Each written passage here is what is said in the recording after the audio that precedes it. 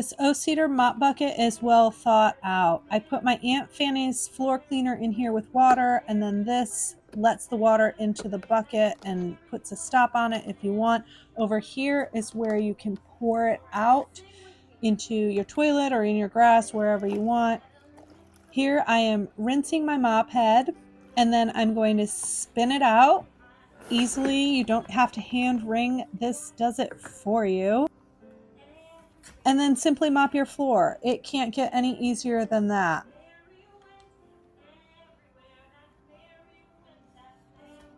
But when you are finished, you don't even have to touch the mop head. You can put your foot on it and easily release it. And the same is clicking it in, pushing it back on is just as simple.